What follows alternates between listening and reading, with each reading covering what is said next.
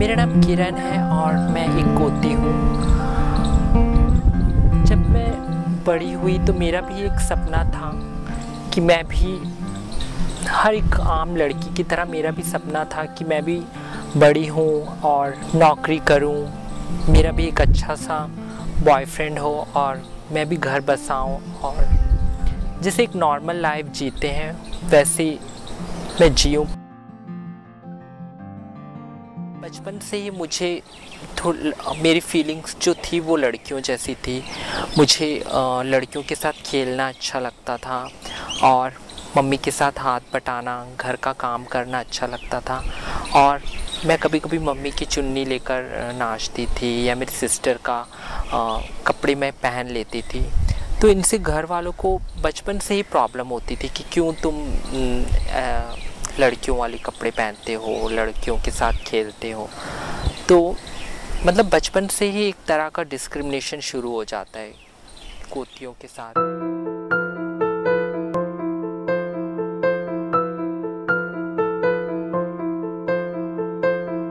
Hotel में job करते करते मुझे करीबन 1 साल हो गए और मैं काफ़ी प्रोफेशनल थी और अपने काम को बहुत ही अच्छे से करती थी। पर किसी न किसी वजह से उनको मेरी असलियत पता चल गया और मुझे बॉस ने बुलाया और कहा कि क्योंकि तुम ऐसी हो, तुम्हारा जेंडर ये है और इसलिए हम तुम्हें यहाँ जॉब पे नहीं रख सकते। ये शहर शायद काफ़ी छोटा है और यहाँ लोगों की सोच बहुत छोटी है, तो क्यों ना मैं किसी बड़े शहर में जाऊँ और वहाँ पर जाके ट्राई करूँ।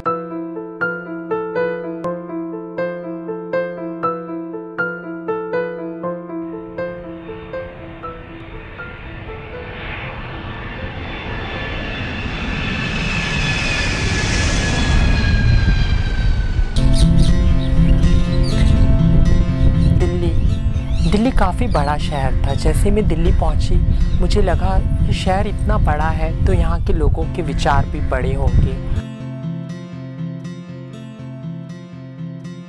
मैंने जॉब ढूंढना शुरू किया। काफ़ी जगह मैंने ट्राई की, जैसे कॉल सेंटर है, होटल्स है, और पर बहुत जगह से मुझे रिजेक्ट कर दिया गया। और वही सेम इशू था कि तुम मुझे देखते थे और मतलब मेरी जेंडर को शायद वो आइडेंटिफाई कर लेते थे और मुझे रिजेक्ट कर देते थे।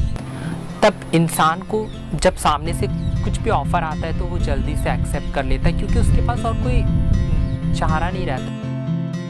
तुम्हें कहीं जॉब नहीं मिल रहा तो तुम मेरी जैसा सेक्स वर्क कर सकती हो या प्रोस्टिट्यूशन की लाइन को अपना सकती हो। चलो मैं तुम्हें लेकर जाती हूँ, स्टैंड पे तुम खड़ी रहना, वहाँ पे गाड़ियाँ आके रुकती है और मतलब लोग आते, कस्टमर्स आते हैं, तुम्हें पैसे देंगे जिससे तुम्हारा घर का खर्चा, तुम्हारे रेंट और तुम्हारा जो भी खर्चा वो निकल जाएगा। पर मैं नहीं चाहती थी कि मैं इस लाइन पे आऊँ, क्योंकि मेरे पेरेंट्स ने मुझे इतना पढ़ाया लिखाया, इतना क्वालिफाइड बनाया। मैं नहीं चाहती थी कि मैं इस लाइन से जुड़ूँ।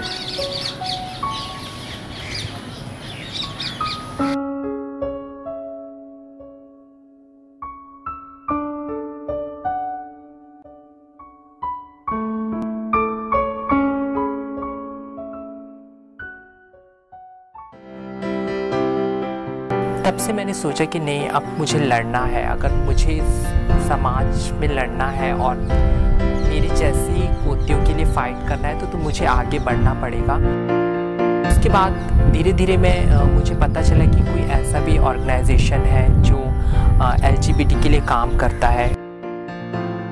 अंजलि गोपालन जो एग्जीक्यूटिव डायरेक्टर है नाज फाउंडेशन की, वो इसके लिए लड़ रही है और उसने LGBT कम्युनिटी के लिए बहुत फ़ाइट की। और तब से मुझे लगने लगा कि हाँ, दुनिया में कुछ ऐसे भी लोग हैं जो इन लोगों की मदद करते हैं, उनकी हेल्प करते हैं।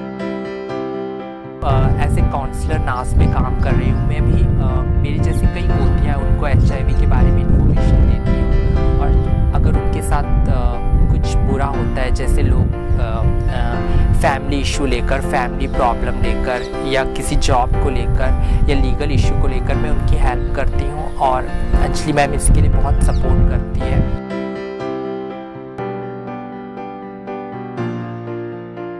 और जब मैं पीछे मुड़कर देखती हूँ, जब मैं दिल्ली आई थी और जब पहले मेरे साथ जो फैमिली फैमिली को लेकर, स्कूल में और सोशल हर तरह से मेरे साथ जो प्रॉब्लम हुआ था, आज मैं मुड़कर देखती हूँ कि मैं एक स्ट्रॉन्ग बन गई और मुझे नाच से और दिल्ली आकर चाहे जैसी भी सिचुएशन हो, मुझे उससे कुछ सीखने को मिला है और मुझे एक एक्सपीरियंस मिला है कि लाइफ में कैसे लड़ना चाहिए और हर सिचुएशन का सामना करना चाहिए।